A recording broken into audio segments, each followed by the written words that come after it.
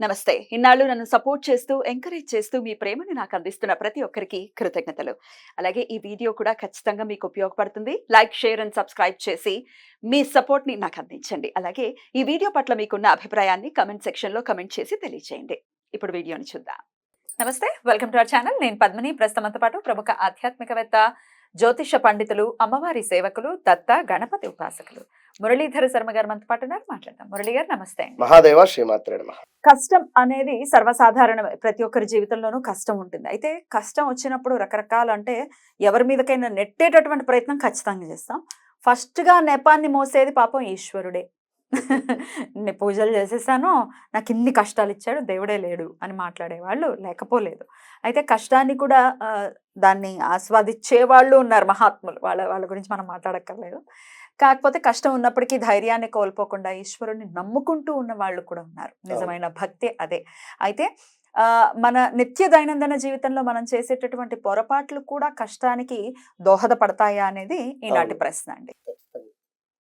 ఖచ్చితంగా దోహదపడతావండి. ఎందుకు అంటే మన కాళ్ళు తడవకుండా మనము సముద్రాన్ని దాటలేమన్నట్టు గాని, అదేవిధంగా కంటి నీరు రాకుండా సంసారాన్ని కూడా వెళ్లదీయడం కష్టము అనేటువంటిది ఎంతవరకు నిజమో కొన్ని కొన్ని చిన్న చిన్న విషయాలు ఇంట్లో తెలిసి తెలవక చేసుకునేటువంటి వాటి వల్ల ఖచ్చితంగా కూడా కష్టాల పాలవుతారు. లక్ష్మీదేవి ఇంటి నుండి బయటికి వెళ్ళేటువంటి పరిస్థితి, జ్యేష్ఠాదేవిని ఆహ్వానిస్తూ లక్ష్మీదేవి వెళ్ళిపోతుంది ఆ కొన్ని కొన్ని సందర్భాలలో. ఇది ఎవరు నమ్మినా నమ్మకున్నా కూడా ఖచ్చితంగా నిజము. ఎందుకు అంటే ప్రదోష కాలాలు అనేటువంటిది చాలా ఇంపార్టెంట్. ప్రదోష కాలాలలో నిద్రపోవడం కానీ, అవును. ఎందుకంటే మనము చిన్నప్పటి నుండి కూడా చిన్నతనం నుండి కూడా అందరూ చెప్తూనే ఉంటారు జనరల్‌గా. ఇప్పుడు ఏదో మనం కొత్తగా చెప్పడం అని కాదు. ఇలాంటివి కొన్ని ఉంటవి. అవి మనం చెప్పుదాము. ఆ పాయింట్ ఆఫ్ వ్యూలో అవి గనుక మీరు చేసినట్టయితే కష్టం కొంత ఇబ్బందికరంగా ఉంటుంది కనుక మీరు ఆ వైపుగా ఉండకుండా ఉండేటువంటి ప్రయత్నం చేయండి. ముఖ్యంగా దేవతా పూజ మందిరం ఏదైతే ఉంటుందో మీ ఇంట్లో, ఆ యొక్క పూజా మందిరంలో ఒకటే ఆహ్, చిత్రపటం, అంటే ఉదాహరణకు శంకరునికి సంబంధించిన చిత్రపటం ఉంది. అలాంటిదే మరొకటి పెట్టుకోకూడదా అలా? పెట్టకూడదు. అయ్యో! ఉన్నటువంటిదే మరొకటి పెట్టకూడదు. ఇప్పుడు వినాయకుళ్ళు ఉంటారు. చాలా మందికి చూస్తూ ఉంటే 4, 5 విగ్రహం ఉంటాయి. వేరు, ఫోటో వేరు, ఇది వేరు. నేననేది ఏమిటి అంటే ఇప్పుడు ఏదైనా ఒకటే ఉండాలి యాజ్ ఇట్ గదా! ఈస్‌గా ఒకటే. యాజ్ ఇట్ ఈస్‌గా ఇక్కడ నేను చెప్పేదేమిటి అంటే, ఒకటే దేవతకు సంబంధించినటువంటిది ఉండకూడదు. చిత్రపటాలు. హ్మ్.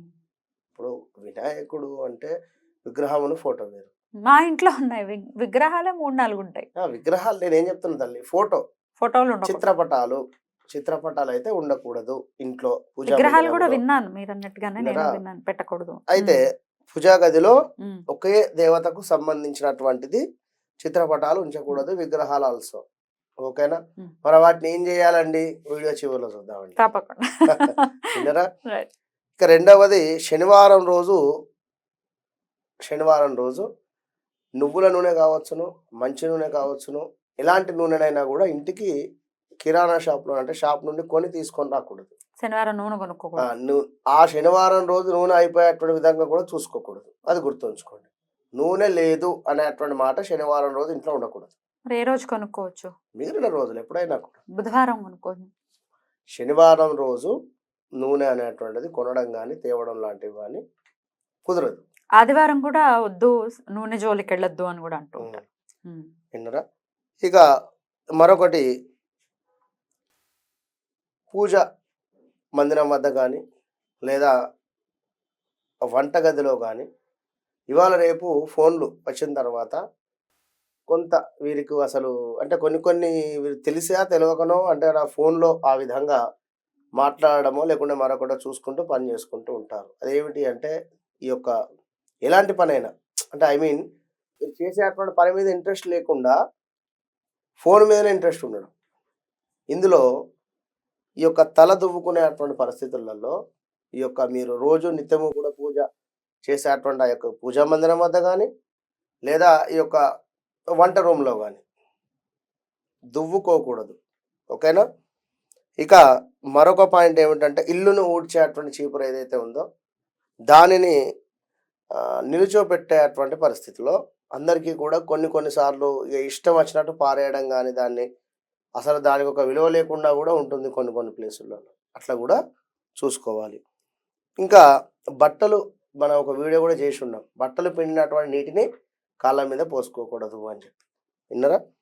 ఇక ఉదయాన్నే నిద్ర లేచిన తర్వాత కూడా చాలా మంది కూడా ఈ ఫోన్లు ఒత్తుతూనే ఉంటారు విన్నరా.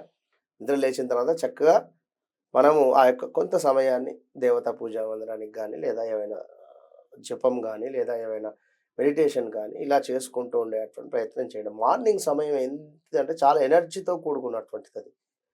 దానిని మీరు ఊరికే ఫోన్లు ఆడడానికి వినియోగించినట్టయితే ఆ రోజు మొత్తం కూడా నీరసంగానే ఉండేటువంటి పరిస్థితి ఉంటుంది. కళ్ళ మీద ఎఫెక్ట్ బాగా పడుతుంది. నైట్ మొత్తము కూడా మీరు కళ్ళు మూసుకొని పడుకుంటారు కనుక కంటి మీద ఎక్కువ ఇబ్బంది పడేటువంటి పరిస్థితి ఉంటుంది.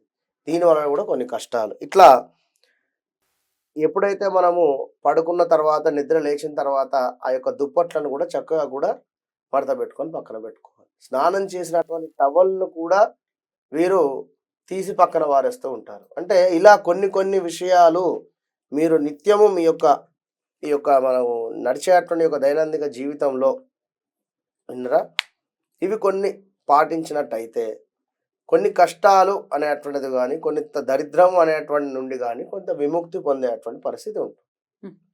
సో వీటి జోలికి వెళ్ళకూడదు. ఈ తప్పులు మాత్రం ఎట్టి పరిస్థితుల్లో ఇక మరొకటి ప్రదోష కాలంలో లైట్ వేసిన తర్వాత డబ్బులు ఇవ్వడం కానీ విన్నరా. అది ఎప్పుడైనా కూడా లైట్ అనేటువంటిది దీపారాధన అయిన తర్వాత వన్స్ లైట్ అంటే ఇప్పుడు వచ్చినవి సాయంకాలం దీపారాధన చేస్తారు. దీపారాధన చేసిన తర్వాత డబ్బులు ఇయ్యము ఇప్పటికీ అంటారు విన్నరా.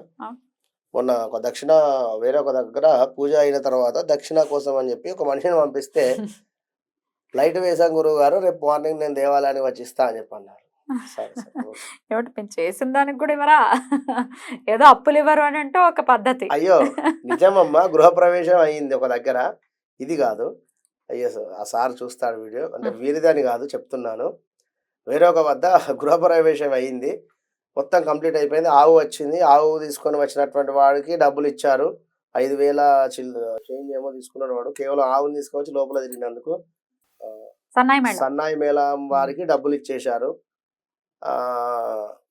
అయితే ఇక్కడ తెలంగాణ సైడు మనకు కొత్తగా గృహప్రవేశం ఏమైనా చేసినా ఆయన వివాహం అయినా కూడా గంగిరెద్దులు అనేటువంటి వారు ఉండేది, వాళ్ళు వస్తారు. ఇక్కడేమిటి, ఇక్కడికి ఎవరు వస్తారో తెలుసు జనరల్ గా.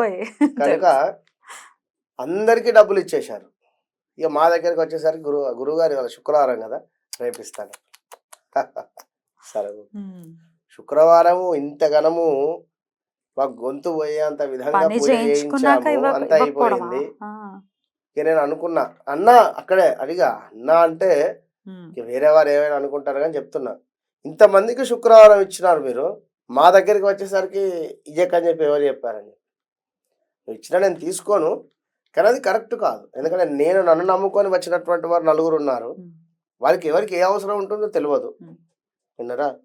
కనుక ఎప్పుడైనా కూడా ఒక పని అయ్యింది అంటే ఎవరికైనా కూడా 4 రూపాయలు ఇస్తే సంతోషం ఇస్తుంది. వాళ్ళ డబ్బులు వాళ్ళకి ఇవ్వడానికి చాలా సంతోషం అనిపిస్తుంది. ఇంటి నుండి వెళ్ళేటువంటి సందర్భంలో దీవించుకొని వెళ్తారు.